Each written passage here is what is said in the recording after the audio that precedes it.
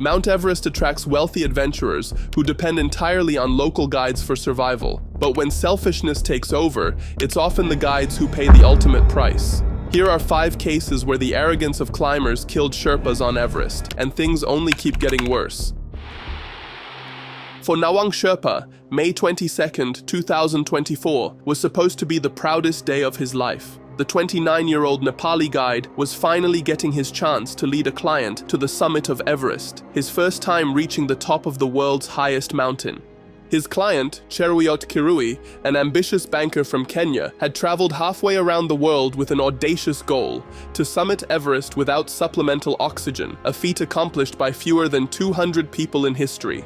There was just one problem. Kirui had no business attempting such a dangerous challenge. Climbing Everest without bottled oxygen pushes the human body to its absolute limits. At 29,000 feet, the air contains only 1/3 the oxygen available at sea level. Every breath becomes a desperate gasp.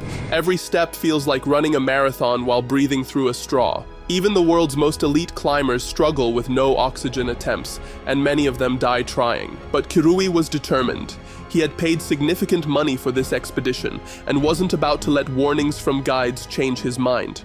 As they climbed higher, Nawang Sherpa watched his client grow increasingly exhausted and disoriented.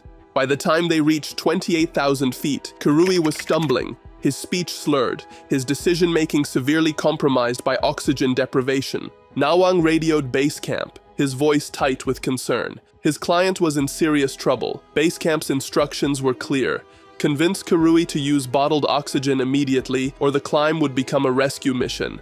But when Nawang offered Kirui an oxygen mask, the Kenyan climber refused.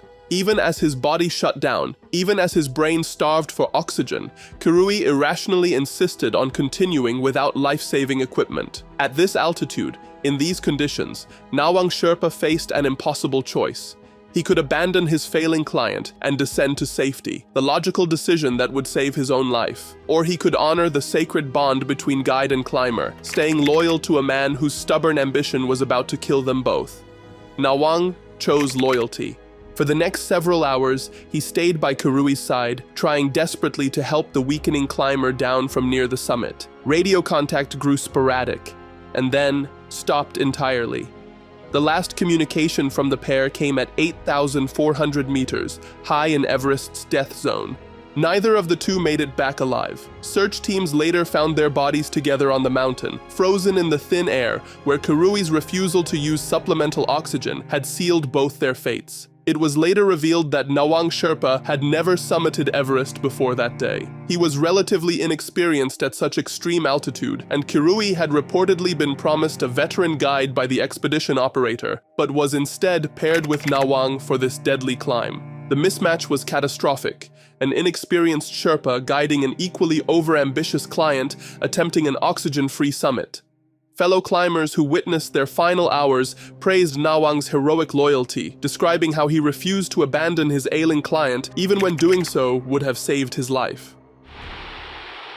In May 2018, the social networking company Ask.fm was preparing to launch a cryptocurrency called AskT tokens. To generate buzz for their initial coin offering, they hatched an audacious marketing scheme. They would sponsor climbers to carry a digital wallet containing $50,000 worth of cryptocurrency to the summit of Mount Everest, literally putting their tokens to the moon. The plan was both bold and absurd, a perfect combination for viral marketing in the crypto-obsessed world of 2018. Ask.fm boasted that placing tokens atop the world's highest peak was an elegant way to boast ideological superiority to every other crypto. They even dared future climbers to come and take the digital treasure if they were brave enough. But what was meant to be a daring promotional stunt quickly turned into a tragedy that would haunt the climbing community forever. The expedition was led by 3 young Ukrainian climbers, Taras Pozny, Roman Gorodechny, and Dmitry Semerenko. All were ambitious mountaineers in their 20s and 30s, but none were experienced Himalayan veterans. This was their first Everest summit, and they were climbing at the very limits of their abilities. To assist them, 3 Nepali Sherpa guides were hired: Ngatashi Sherpa, Mingma Sherpa, and 45-year-old Lam Babu Sherpa. Unlike his inexperienced clients, Lam Babu was a seasoned mountain guide with over 30 years of experience in the Himalayas. He had summited Everest 3 times and had also climbed other 8,000-meter peaks, including Cho Oyu, Manaslu, and Annapurna. On May 15, 2018, the team successfully reached the summit. Video footage shows them planting their cryptocurrency wallet as planned, but their success was immediately overshadowed by deteriorating weather conditions. A storm system moved in just as they reached the top, bringing high winds and whiteout snow conditions that would test every climber's survival skills. What happened next exposed the deadly gap between marketing ambition and the reality above 8,000 meters. As the team fled the worsening weather, the Ukrainian climbers made a fateful decision. They abandoned their Sherpa guides and raced downhill to save themselves. Dmitry Semerenko later admitted that around 27,000 feet, it became every man for himself, and the clients forged ahead when they noticed the Sherpas falling behind.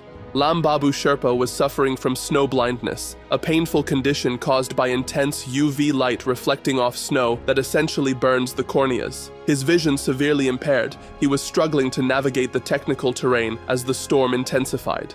The other Sherpas were also exhausted from carrying heavy loads and fixing ropes for their clients. But instead of staying together as a team, the paying customers left their guides behind and descended separately. 2 of the Ukrainians made it to Camp 4, while Dmitry continued all the way down to Camp 2, hoping to reach safer elevation. None of them realized that Lambabu was in serious trouble high above them. For the next 3 days, Lambabu Sherpa remained missing in the storm. His 2 fellow Sherpas eventually made it to safety, but Lambabu never arrived at any of the camps. Search teams later found some of his clothing and equipment above Camp 4, but his body was never recovered. On May 17th, Nepali officials confirmed that Lambabu Sherpa was presumed dead, the first fatality of the 2018 Everest climbing season. After 3 nights exposed on the mountain in storm conditions, there was no realistic hope of survival. The climbing community's reaction was swift and harsh. How could an experienced guide like Lambabu be allowed to perish while his inexperienced clients survived? Critics pointed out that the team had split up during the most dangerous part of the descent, violating basic mountaineering safety protocols. Even more disturbing, Ask FM's initial press releases about their successful summit failed to mention that a Sherpa had gone missing. The company celebrated their marketing victory while ignoring the human cost of their publicity stunt. Lambabu Sherpa had died not pursuing his own dreams, but enabling a cryptocurrency marketing campaign. He left behind a family in Nepal and a reputation as an expert guide who had tragically given his life for what one commentator called a company's PR gambit. Sometimes the most dangerous person on a mountain isn't the one who doesn't know the risks. It's the one who knows them perfectly well and chooses to ignore them anyway. And Dawa Sangha Sherpa learned this lesson in the most brutal way possible. In May 2017, the 21-year-old guide was working his first season as a full mountain guide, assigned to Pakistani climber Colonel Bhatti.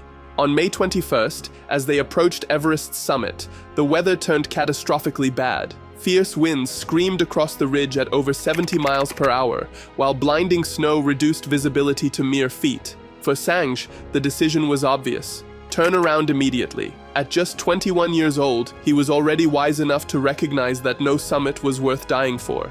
He begged his client to abort the climb, explaining that the conditions had become life-threatening, but Colonel Bhatti refused to listen.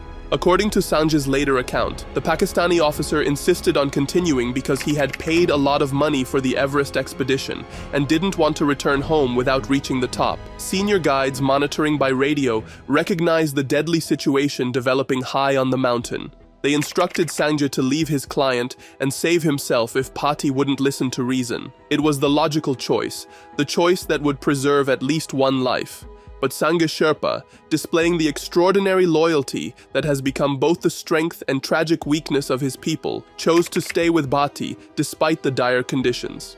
They pushed on through the storm, fighting winds that could knock a grown man off his feet and snow that stung exposed skin like needles. Miraculously, they reached the summit at 3 p.m., an extremely late summit time achieved after 18 grueling hours of climbing from their last camp. The success, however, quickly transformed into a nightmare. Within the first minutes of the descent, both men ran out of oxygen and energy while still trapped above 26,000 feet. As darkness fell and temperatures plunged below -40 degrees Fahrenheit, they collapsed on the exposed ridge. eventually losing consciousness on the windswept mountain. But by extraordinary luck, other Sherpas ascending for their own summit attempts found the two stranded climbers. In a heroic rescue operation, a team led by Ang Chering Lama managed to revive Sangye and Bati, provide emergency oxygen, and guide them down to lower camps for evacuation. Both men survived, but the cost was devastating. Dawasange Sherpa's hands had been destroyed by frostbite. All 10 of his fingers were essentially frozen solid by the time rescuers reached him. He required multiple complex surgeries to prevent amputation, eventually being flown to the United States for specialized treatment financed by donations from the international climbing community. In Sanjay's own words, he had realized it was more important to return than to head up, but my member refused. He said he paid a lot and didn't want to turn back without the summit. The incident became a cautionary tale throughout the mountaineering community. When a Sherpa guide says it's time to turn around, it literally may be the difference between life and death. On July 27, 2023, at 2:30 in the morning, a long line of climbers moved slowly through the darkness above 26,000 feet on K2, the world's second highest mountain and arguably its most dangerous.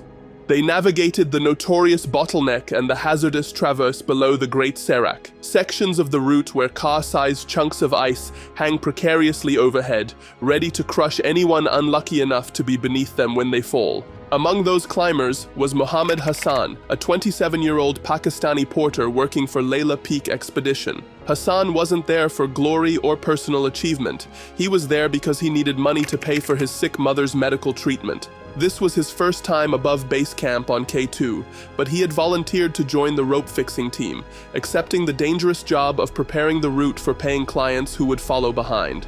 According to multiple witnesses, Hassan's equipment was inadequate for such an extreme environment.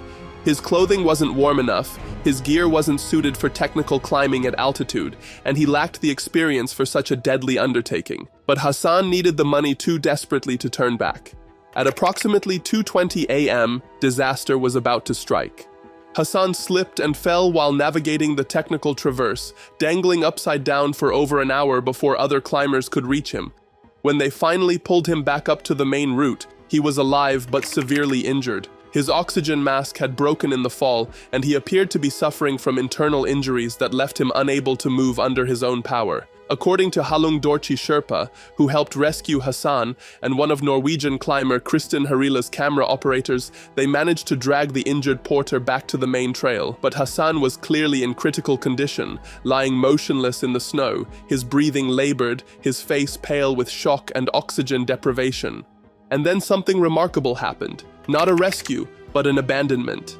As Hassan lay on the narrow traverse, dozens of climbers began stepping over his body to continue their summit attempts. Drone footage captured by cameraman Philip Flamig shows Hassan moving his leg, clear evidence that he was still alive, while approximately 30 climbers passed by him, some literally stepping over his prone form as they pursued their personal goals. The footage, shot in daylight hours after Hassan's fall, reveals a Pakistani climber rubbing Hassan's chest in an apparent attempt to revive him. But the effort was brief and half-hearted. Most climbers simply walked around the injured man, treating him like an obstacle rather than a human being in desperate need of help. According to the timeline established by multiple witnesses, Hassan remained alive and moving for at least 3 hours after his accident. He was conscious enough to respond to basic stimuli, still fighting for life, while scores of climbers pursued their summit dreams just feet away from his struggling form. Some claimed the location was too dangerous for a rescue. Others pointed out that K2 has no rescue infrastructure. Hassan died alone on that traverse, surrounded by dozens of climbers who had made the decision that their personal goals were more important than his life. His body remained on the route for months afterward, forcing subsequent climbers to step over the corpse of a man who had died preparing the mountain for their convenience. The porter's widow later revealed that Hassan had never climbed above base camp before that fatal day. He had accepted the dangerous rope-fixing assignment purely out of financial desperation, needing money for his mother's medical bills and to support his 3 young children. The Austrian mountaineer Willi Steindl set up a GoFundMe page for Hassan's family, where the climbing community donated over $200,000 in order to pay for the education of his 3 children. The money couldn't bring Hassan back, but it serves as a reminder that there is still solidarity within the climbing community. April 18th, 2014, dawned clear and cold at Everest Base Camp. As the sun rose over the Khumbu Glacier, dozens of Sherpa guides prepared for another dangerous day of work in the icefall, the constantly shifting maze of crevasses and unstable ice towers that guards the approach to Everest's upper reaches. These weren't climbers pursuing personal dreams. They were working men, husbands and fathers carrying tents, ropes, oxygen bottles, and supplies to establish camps for the hundreds of paying clients who would soon attempt to reach the summit. While those clients slept safely at base camp, their Sherpa employees headed into one of the most dangerous places on Earth to prepare for their boss's convenience. The Khumbu Icefall has been called the most dangerous place in the climbing world. It's a constantly moving river of ice where building-sized blocks can topple without warning, crushing anyone unlucky enough to be beneath them. Climbers typically traverse this deadly maze in the pre-dawn hours when colder temperatures make the ice slightly more stable, but even then, it's largely a game of Russian roulette. By 2014, standard practice was that for each paying client, someone who might pay up to $65,000 for an Everest expedition, there would be at least 2 Sherpas hauling loads and fixing ropes. While a typical client might cross the icefall 3 or 4 times during an expedition, their Sherpa employees might make 30 to 40 trips, multiplying their exposure to deadly risks. On the morning of April 18th, warm spring temperatures had made the glacier hanging above the icefall especially unstable. Expedition leaders knew the risks were elevated, but the commercial pressure to establish camps and maintain schedules was intense. Clients had paid enormous sums and taken time off from jobs to be there. Delays meant lost revenue and angry customers, so the Sherpas went to work as usual. At approximately 6:30 a.m., as scores of guides hauled loads through the section of the icefall nicknamed the Popcorn Field for its car-sized chunks of unstable ice, disaster struck out of nowhere. A massive serac, an ice block the size of a 9-story building, broke loose from Everest's west shoulder and roared down onto the icefall. The impact triggered a catastrophic avalanche that buried an entire section of the route under thousands of tons of ice and snow. 16 Nepali guides died instantly, crushed and buried in the space of seconds. It was the single deadliest day in Everest's climbing history at that time. The victims ranged in age from 19 to 46 years old. Many left behind wives and young children who depended entirely on their climbing income for survival. The cruel irony of the disaster was impossible to ignore. All 16 victims were local guides preparing the mountain for paying customers. No foreign clients were caught in the avalanche, since standard practice was for Sherpas to go ahead early and set up camps while their employers waited safely below. This wasn't an accident. It was the predictable result of a system designed to shift risk from wealthy clients to working-class guides. The Sherpas had been killed while carrying their customers' gear through a section of the mountain that everyone knew was essentially a death trap. In the aftermath of the tragedy, something unprecedented happened. The surviving Sherpas went on strike. For the first time in Everest's climbing history, Sherpa teams collectively boycotted the remainder of the 2014 season, effectively forcing its cancellation. They demanded better safety protocols, increased compensation for families of dead guides, and fundamental changes to the risk-sharing arrangements between expedition companies and their Nepali employees. When the serac finally fell, it crushed more than just the men working beneath it. It exposed the deadly inequality at the heart of commercial mountaineering. If you enjoyed watching this video, then please hit the like button and subscribe to my channel. See you!